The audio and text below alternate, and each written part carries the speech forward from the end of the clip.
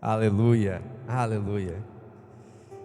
Que privilégio numa manhã como essa, né, em que simbolicamente nós estamos comemorando a Páscoa, que não tem nada a ver com o coelho, mas tem a ver com a ressurreição de Jesus Cristo. Nós podemos estar aqui juntos, como igreja, como corpo de Cristo, e nós podemos compartilhar da palavra, e nós podemos receber da palavra. Tudo é sobre a palavra de Deus, tudo é sobre a palavra de Deus. E quando eu falo a palavra, falando Jesus, Ele é o verbo. No princípio era o verbo, no princípio era a palavra. Ele era Deus, Ele estava com Deus, todas as coisas foram feitas por intermédio dEle. Sem Ele nada do que existe teria sido feito, o Logos de Deus. Enquanto nós estávamos aqui cantando, adorando, como é que a gente canta e adora? Com a palavra. Olha as músicas que nós declaramos, verdades espirituais. Por isso que o nosso espírito ele se alimenta tanto, porque nós estamos falando a verdade da palavra e somente a palavra. Tudo que passa disso não tem valor. Tudo que acrescenta não tem valor, é somente a palavra. Minha oração é que nessa manhã o nosso coração esteja aberto para recebermos as verdades da palavra de Deus. Que os nossos ouvidos espirituais estejam abertos para que nós possamos compreender. Nós somos espirituais e por isso nós podemos compreender as coisas que são espirituais. E ao mesmo tempo nós dizemos obrigado, Pai. Obrigado pela Tua palavra. Obrigado, Pai, por repartir a Tua palavra. Obrigado porque agora nós estamos em um lugar de luz. Nós estamos em um lugar de vida e vida abundante por causa daquilo que Cristo conquistou por nós. Obrigado, Pai, porque nós recebemos isso de graça, mediante a fé em Cristo e na obra consumada dEle. E eu oro que nessa manhã nós possamos enxergar um pouquinho mais a respeito dessa obra consumada e daquilo que Cristo conquistou em nosso favor. Em nome de Jesus, amém. Nós vamos falar um pouquinho sobre o Cordeiro Perfeito. Quando nós temos ali o início da humanidade com Adão e Eva, todos conhecem já muito bem essa história, né? Adão e Eva, eles pecam, e esse é um momento singular para nós entendermos o lugar onde nós estávamos. Porque Adão e Eva, eles pecam, e eles passam a ter uma distorção na visão deles a respeito de quem Deus é. Eu sempre falo isso, né? A gente fala que todos os pastores ensinamos na escola que o erro de Adão e Eva, o pecado de Adão e Eva, não mudou Deus. Não mudou absolutamente nada em Deus. Porque senão o pecado seria mais poderoso que Deus. Deus permaneceu igual. Tanto é que apareceu no jardim de novo para ter comunhão com Adão e com Eva. Só que dessa vez, ao invés de estarem lá e terem esse momento gostoso que eles tinham todo final de tarde, né, um momento de comunhão com Deus, de conversar com Deus, imagina, né, as coisas que eles conversaram ali. Ao invés de ter esse momento de comunhão, Deus chega no jardim e cadê Adão e Eva? Eles estavam escondidos. E a Bíblia diz que Adão fala, né, nós nos escondemos porque nós tivemos medo. Veja, a visão que eles passam a ter de Deus é tão distorcida que eles passam a ter medo de Deus. Isso nunca tinha acontecido antes. E essa natureza pecaminosa, ela se estendeu a todos nós. Geração após geração, o homem, ele já nasce com esse DNA do primeiro Adão. Um DNA caído. E que DNA é esse? É o DNA que enxerga Deus de uma forma que não consegue ter a visão correta a respeito de quem Deus é. E automaticamente não consegue saber também quem é em si próprio. Essa foi a herança que o primeiro Adão, ele deixou. Só que ainda lá no jardim do Éden, Deus ele não foi pego desprevenido, né? Deus de repente falou assim, nossa, que surpresa. Não estava esperando por essa. Deus deu livre-arbítrio para o homem, mas como onisciente, Deus sabia de todas as coisas. isso que a Bíblia diz que o Cordeiro de Deus, ele foi imolado antes da fundação do mundo. Antes que todas as coisas existissem, o Cordeiro já havia sido sacrificado. Já havia acontecido no Espírito. Só que de forma simbólica, Deus ele mata um animal. A Bíblia não diz que animal é esse, mas ele sacrifica um animal para quê? Para cobrir o pecado de Adão e de Eva. Eles mereciam, a palavra que tinha sobre eles, o julgamento, o juízo que estava sobre eles era de morte. Então o que estava reservado para eles era a morte. Mas é o próprio Deus que vai ali e cobre eles. Só que aquilo não é ainda o sacrifício perfeito. Aquilo é um símbolo de algo que aconteceria depois, lá com Jesus, mas que Deus estava começando a revelar agora na sua obra de redenção. Existe um processo ali de redenção que vai acontecendo por séculos, milhares de anos, até nós chegarmos em Jesus, mas começa com esse sacrifício. E aí é importante nós entendermos um pouquinho desse sacrifício. Eu pedi para o pastor Andrei me ajudar aqui, para nós entendermos um pouquinho de como isso aconteceu. Aqui primeiro, o Andrei, nós temos aqui a natureza do primeiro Adão. Essa é uma natureza caída. Então o que reina aqui são as obras da carne. O que tem aqui agora é uma distorção, uma visão distorcida, aqueles olhos abertos, na verdade é uma visão distorcida a respeito de quem Deus é. O que você vê aqui é culpa, condenação. Ele merece a condenação. A única coisa que ele tem para receber é condenação agora. Aí Deus vem e faz o seguinte: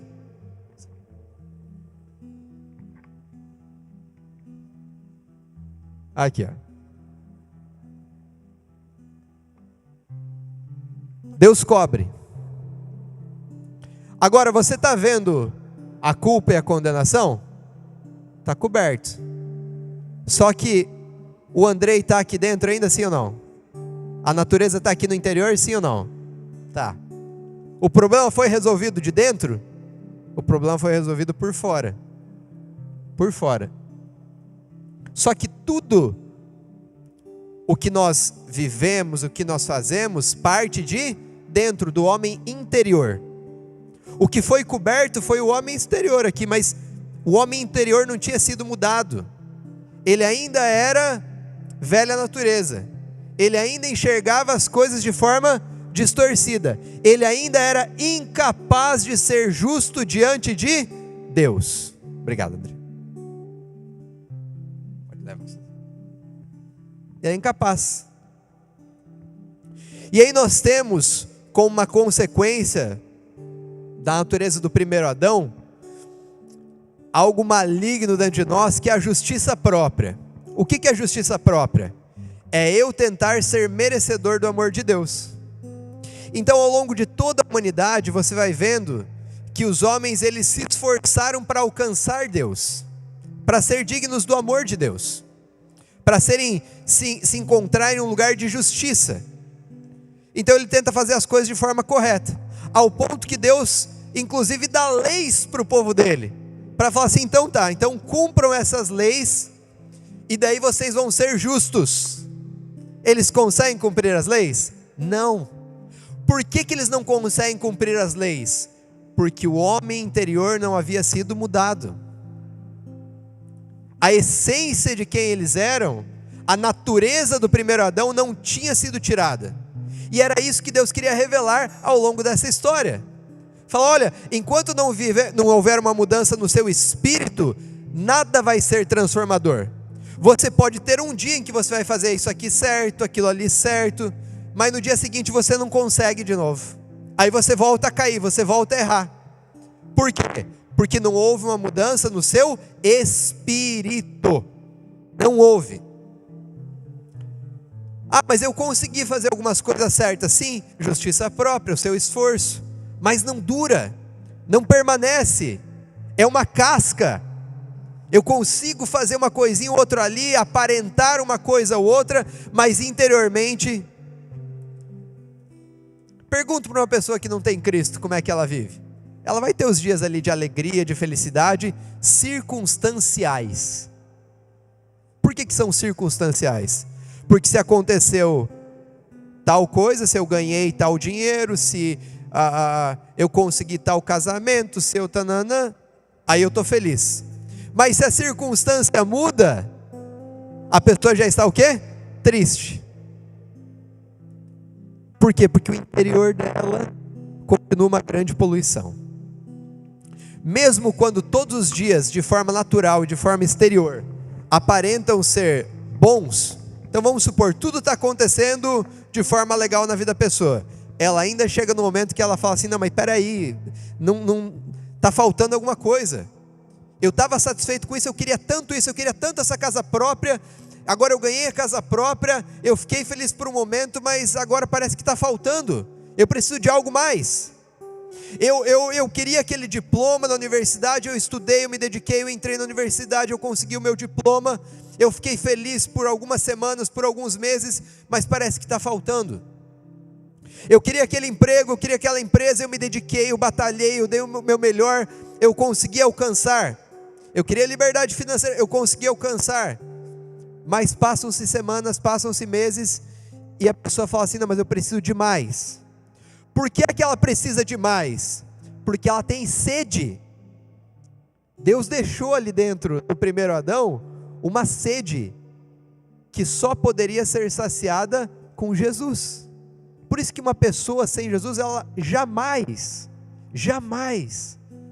vai estar plena, jamais vai estar satisfeita. Está faltando. Quando nós vamos lá para Êxodo capítulo 12, pode colocar o texto, nós vemos que séculos se passam desde esse momento do Éden, e você tem lá o povo agora, escravo no Egito. O povo de Israel está vivendo como escravo, e Deus levanta um libertador, que é um símbolo de Jesus. Esse libertador é quem? Moisés. Levanta Moisés, fala, Moisés, vai libertar meu povo. Moisés vai, fala com o faraó, tem todas aquelas pragas, todo aquele negócio que você conhece muito bem. Antes da última praga ali, que é a morte dos primogênitos no Egito, Deus fala o seguinte: digam a toda a congregação de Israel, no 10º dia deste mês, cada um tomará para si um cordeiro, segundo a casa dos pais, um cordeiro para cada família. O cordeiro será sem defeito, macho de 1 ano. Podereis tomar um cordeiro ou um cabrito. Deus fala para eles o seguinte, vocês vão escolher um cordeiro, cada um vai escolher, cada família vai escolher ali um cordeiro. Esse cordeiro vai ser sacrificado. Isso vai acontecer ali pelo 10º dia, até o 14º dia, que era o momento que eles iriam sacrificar, era o tempo que eles ficavam observando, para ver se o cordeiro era perfeito de fato. Eles escolhiam e tinham esses dias de observação, para avaliar se ele era perfeito ou não. E aí depois, ele era então sacrificado, mas não podia ter defeito. Aqui de novo nós temos um simbolismo. Olha o que a palavra vai dizer, aqui em João 1,29. No dia seguinte, João viu Jesus, que vinha para ele, e disse: eis o Cordeiro de Deus, que tira o pecado do mundo. Agora não é mais um cordeiro que uma família escolheu, agora é um cordeiro que o próprio Deus escolheu. Aí Deus olha para os céus, para a terra, Deus olha para todos os lugares e fala: o sacrifício precisa ser feito. Um sacrifício precisa ser feito. Alguém precisa pagar o preço pelo pecado. Alguém precisa ser condenado. E eu não quero condenar a humanidade. Eu quero salvar a humanidade. Porque Deus amou o mundo de tal maneira. Ele amou de tal maneira que Ele olhou e falou assim: eu quero salvar eles. Só que a única forma de eu salvá-los é se alguém tomar o lugar. Só que não pode ser qualquer um para tomar o lugar. Tem que ser alguém perfeito. E aí quando Deus olha para toda a humanidade, quem é que ele vê? Jesus, era o único perfeito, o único. Ele fala, então, vou entregar meu filho. E aí João vê aquela cena, né, e João fala, esse é o Cordeiro de Deus. João, como um bom israelita, ele lembra de toda essa história no passado, ele lembra de todos os sacrifícios que eram feitos ano após ano, sempre sacrificado em favor do pecado do povo, mas que não mudava a realidade do povo, era algo passageiro, era uma sombra, era só um símbolo. E João fala assim, agora a coisa é diferente, porque Deus enviou o Cordeiro dele, e esse Cordeiro, ele não veio somente fazer o quê? Algo superficial. Ele veio tirar o pecado do mundo. Então aquilo que nos prendia, aquela natureza que estava impregnada em nós, aquela justiça própria, ele veio para arrancar completamente. Ele precisava ser perfeito. Vamos continuar. A Bíblia diz, né? Fala ali sobre os dias da chegada de Jesus a Jerusalém. Os teólogos, eles falam que Jesus provavelmente chegou ali pelo 10º dia em Jerusalém, na última ida dele, antes de ele ser crucificado. Fala que ele chegou mais ou menos por ali, e a data que Jesus é crucificado, é no mesmo momento que o Cordeiro era sacrificado, assim como lá em Êxodo. Só que ele passa aqueles dias em que vão averiguar se o Cordeiro é perfeito. Olha só, Lucas 23:4, disse Pilatos aos principais sacerdotes e às multidões, não vejo nesse homem crime. Ele olhava e falava, ele é inocente, ele é justo, por que vocês estão querendo condenar ele se ele é justo? Eu não sei se você já teve essa experiência, né? Mas eu na minha adolescência, logo que lançou lá A Paixão de Cristo, aquele feito pelo Mel Gibson, né, que foi muito bom, eu tinha um momento que eu torci para Jesus não morrer ali na situação, né? Você fica assim, não, tá dando uma chance, parece que vão colocar Barrabás mesmo. Não, Pilatos está do lado de Jesus, eu acho que de repente vai. A gente sabe a história final, mas fica. Mas veja bem, quando Barrabás é solto, não foi a multidão que escolheu Barrabás, foi o próprio Deus que escolheu Barrabás. Quem nós devemos soltar? Deus disse, solta Barrabás.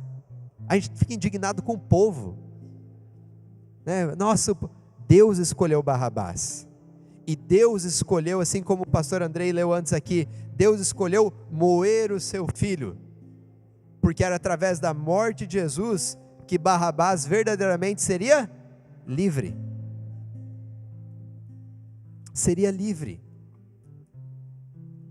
Então quando Pilatos está falando, eu não vejo nele crime algum, como é que vocês querem condenar? Era por isso que ele deveria sofrer o preço, justamente porque ele era justo, justamente porque não era encontrado nele pecado algum. Olha o que 1 Pedro vai falar, Pedro, né, depois de realmente convertido, conhecendo de fato Jesus, olha o que Pedro escreve a respeito dele, sabendo que não foi mediante coisas perecíveis, como prata ou ouro, que vocês foram resgatados. Vocês não foram resgatados por coisas perecíveis, mas pelo precioso sangue. Que sangue? Como de um cordeiro sem defeitos e sem mácula, o sangue de Cristo. Pedro conseguiu entender agora, olhando e falando, foi um cordeiro sem defeito, foi um cordeiro sem mácula, foi pelo preço dele, foi pelo sangue dele que nós agora fomos resgatados. Vamos continuar. Aí Deus continua instruindo o povo lá no Egito, né? Voltamos para o Egito, e ele fala o seguinte, o sangue vos servirá de sinal nas casas em que estiverdes, quando eu vir o sangue, passarei por vós, e não haverá entre vós praga destruidora, quando eu ferir a terra do Egito. Então Deus falou o seguinte, vocês vão sacrificar o cordeiro, e aí vocês vão passar o sangue nos umbrais das portas, vão passar o sangue ali. Quando vier o destruidor, quando vier a morte, ela vai passar por ali, mas não vai ferir quem estiver naquela casa, por causa do sangue. Olha o próximo texto, nele temos a redenção, pelo seu sangue, a remissão dos pecados, segundo a riqueza da sua graça. Sabe por que eu e você temos vida?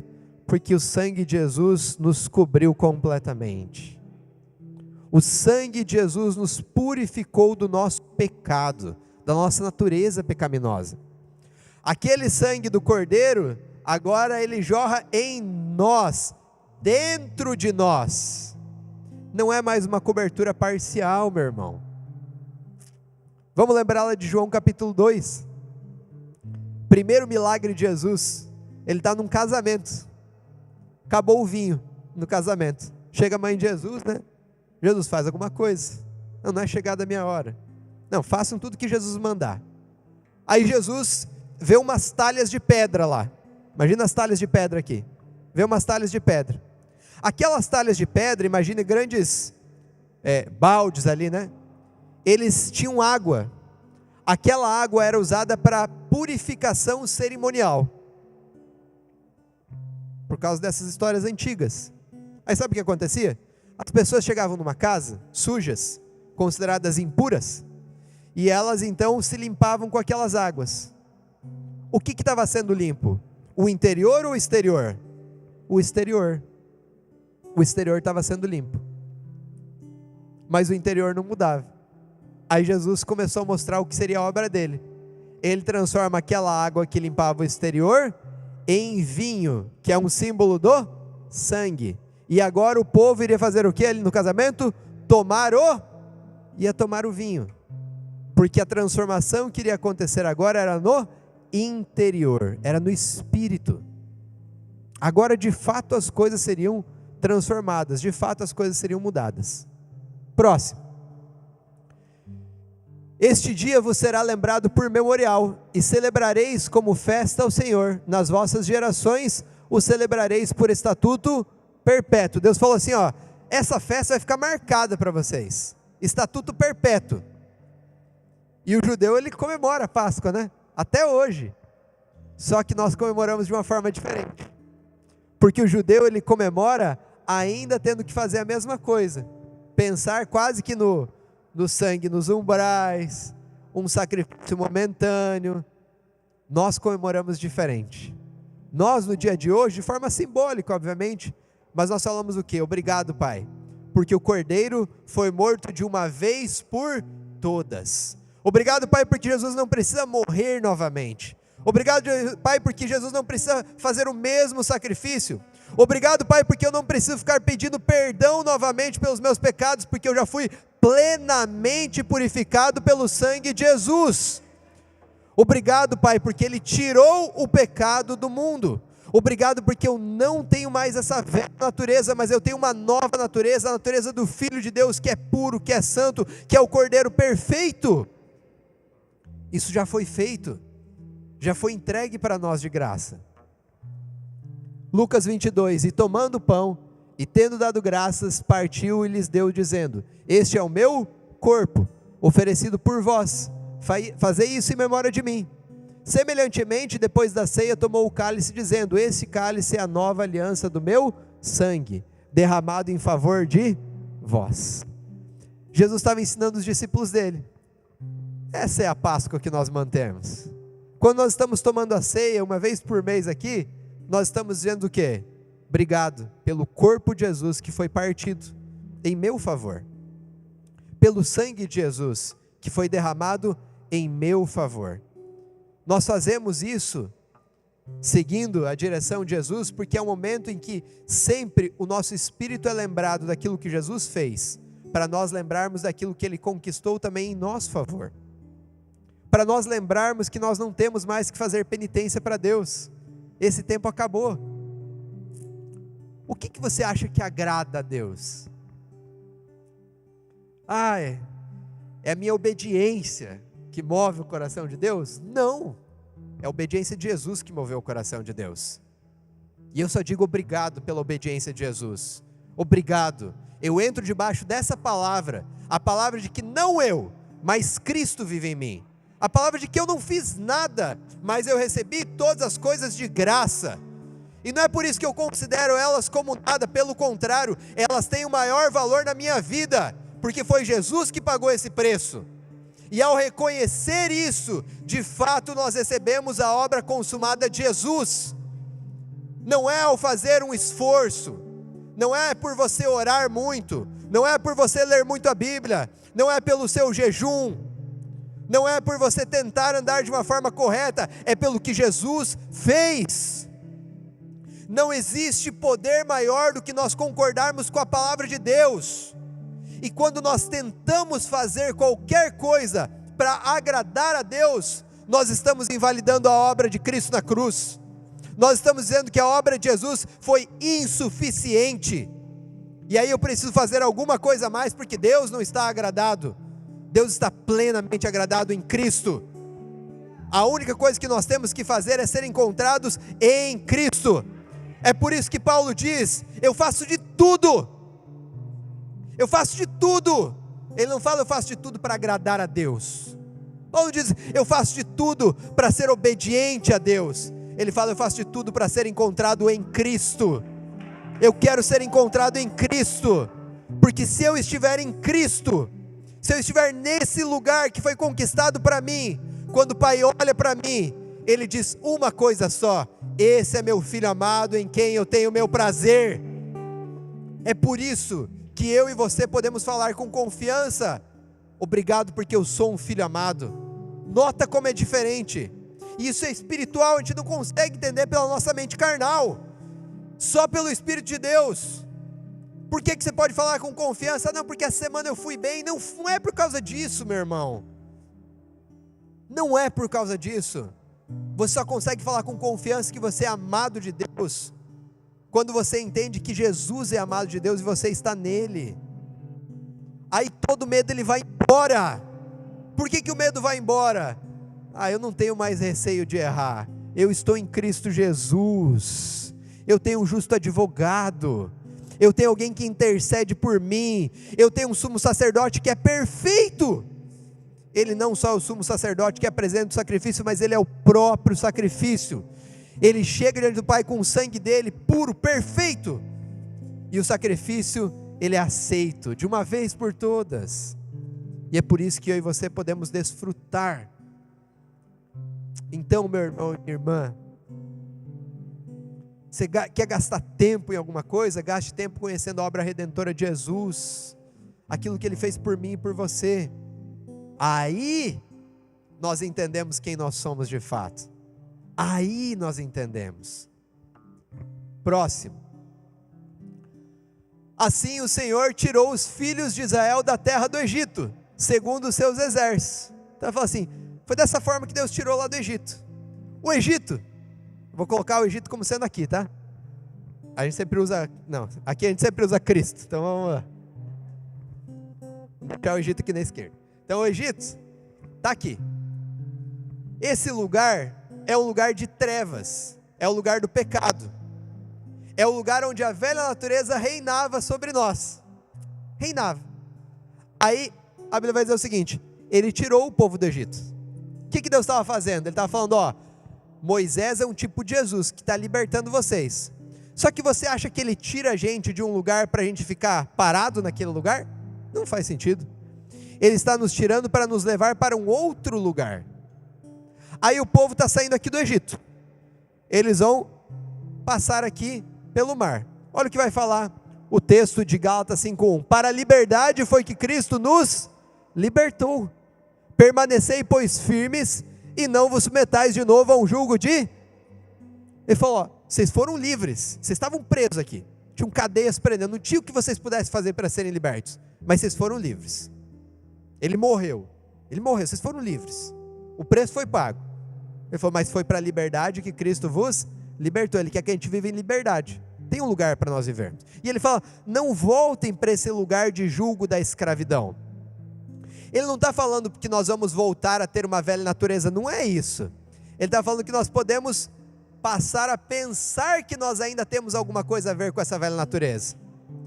Ele está dizendo: vocês podem ser enganados assim como Adão e Eva, e começarem a ter uma visão distorcida a respeito de quem eu sou. Não vivam mais debaixo desse jugo, não vivam, foi para a liberdade. Vamos continuar o texto. Moisés estendeu a mão sobre o mar, e o Senhor fez retirar o mar por um forte vento oriental durante toda aquela noite, e transformou o mar em terra seca. As águas foram divididas e os filhos de Israel entraram pelo meio do mar em seco, e as águas formavam como que um muro à direita e à esquerda. O mar é aberto para eles poderem sair. Eles vão atravessar o mar. E eu vou pedir agora a ajuda de alguns irmãos. Não tinha planejado, mas nós vamos fazer mais um teatro aqui. Então, pedi aí uns 3, 4 homens para virem aqui, por gentileza.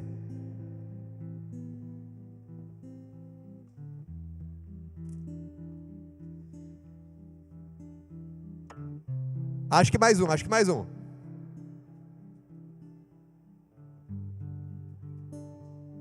Vamos, bora. Aí.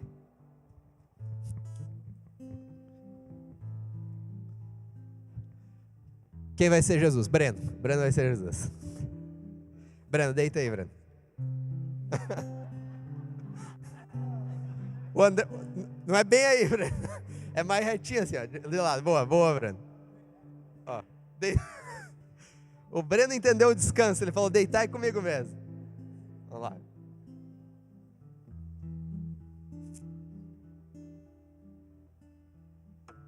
Muito bem. Agora vem aqui os homens para esse lugar. Esse lugar.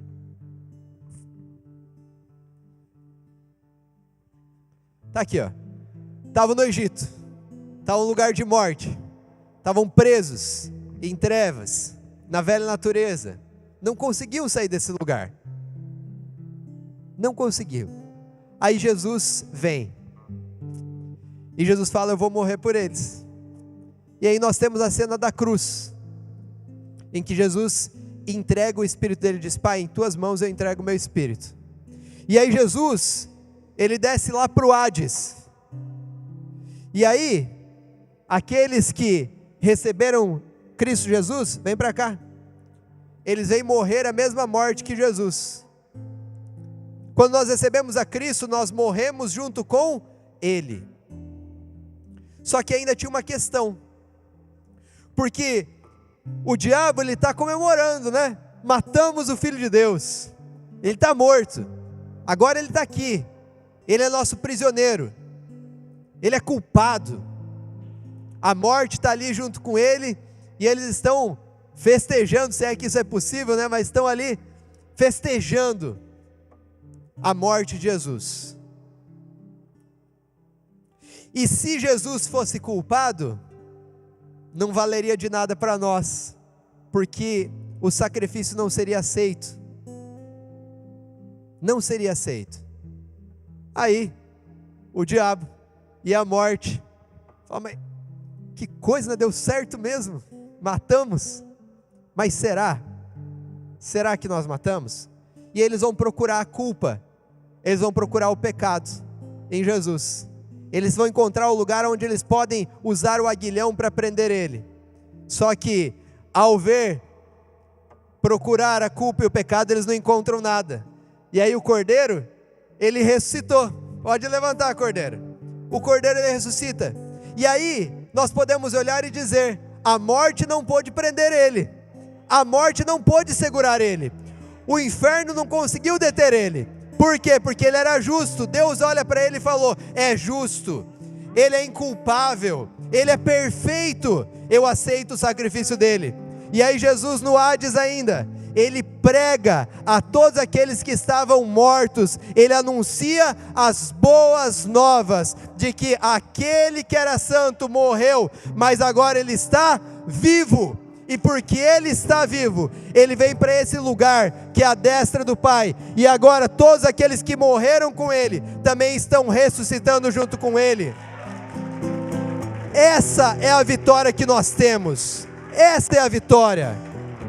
E deixa eu te contar uma coisa. Eles estão atravessando o mar, não estão? Eles morreram e agora eles ressuscitaram. Só que ainda tem inimigo vindo atrás deles. Porque a Bíblia diz que Faraó, ele fala: vão perseguir o povo de Israel. Aí tem lá as carruagens, tem lá o exército todo de Faraó. E eu estava contando ontem isso para Ruth e para o Estevão. E o Estevão falou um negócio que eu falei: meu Deus, é isso. Ele falou. Entrou aqui os cavaleiros de Faraó. E aí eu falei: ó, e o mar fechou e todos eles foram destruídos. E aí o Estevão falou: de uma vez só, pai? Deus destruiu eles de uma vez só. Eu falei, de uma vez só. A Bíblia diz que todos os inimigos, todos, não sobrou um, todos foram destruídos. Quando Cristo ressuscitou, Ele expôs a vergonha pública, todo principado, toda potestade. É por isso que desse lugar, eles podem olhar para esse mar e falar, a culpa já foi retirada, a culpa foi destruída. Eles podem falar, toda doença já foi destruída. Eles podem olhar para a depressão e falar, ela foi afogada, ela foi destruída, ela não faz mais parte de quem eu sou. Eles podem olhar para a imoralidade e falar, isso não me pertence mais, eu sou uma nova criação em Cristo Jesus. Tudo aquilo que me prendia, todos os meus inimigos, de uma vez por todas, eles foram destruídos por Cristo Jesus. E agora eu estou em um lugar em que eu não somente ressuscitei, mas eu reino junto com Cristo Jesus. Aleluia. Obrigado. Obrigado.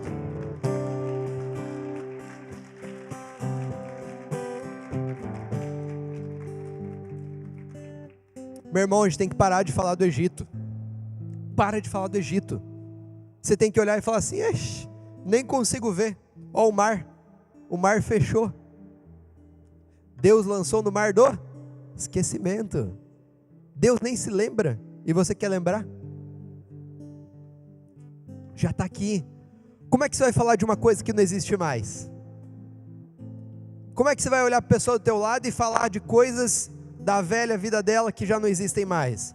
Vamos falar sobre a realidade que nós temos em Cristo Jesus, sobre aquilo que vemos em Cristo Jesus. Para nós finalizarmos, você pode ficar em pé no seu lugar. Eu vou ler um texto e depois nós vamos adorar novamente.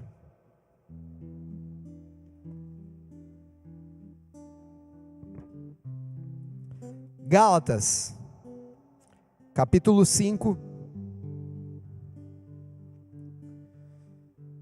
versículo 19, diz o seguinte: ora, as obras da carne são conhecidas e são imoralidade sexual, impureza, libertinagem, idolatria, feitiçarias, inimizades, rixas, ciúmes, iras, discórdias, divisões, facções, invejas, bebedeiras, orgias e coisas semelhantes a essas. Deixa eu falar uma coisa. Como é que Paulo inicia esse texto? Falando as obras da carne. As obras da carne. Ele está falando de quem está no Egito ainda, gente. Ele não está falando de mim e de você. Você não tem mais uma carne viva em você. O que você tem é um espírito vivo em você. Então você não tem que tentar vencer a carne. Você tem que entender que a carne já foi vencida por Cristo Jesus. O poder que ela exercia sobre nós já foi vencido em Cristo Jesus.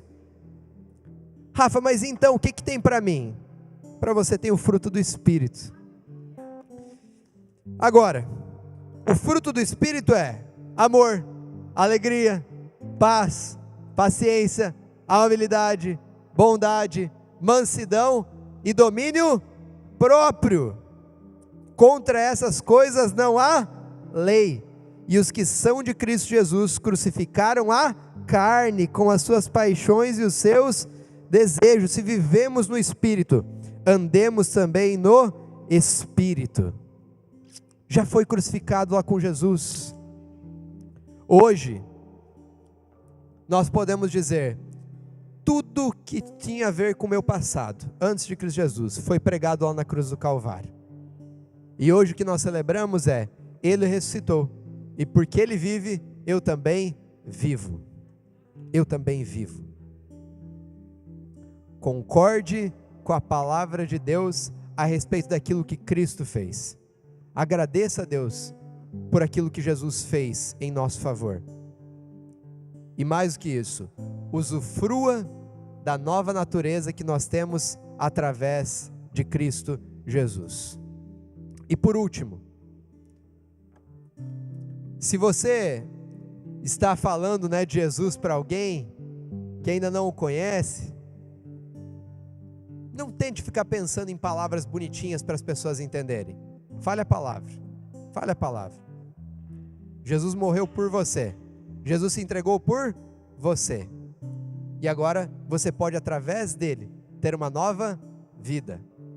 Vamos anunciar as boas novas de que o Cordeiro perfeito morreu, mas ele também ressuscitou. Em nome de Jesus.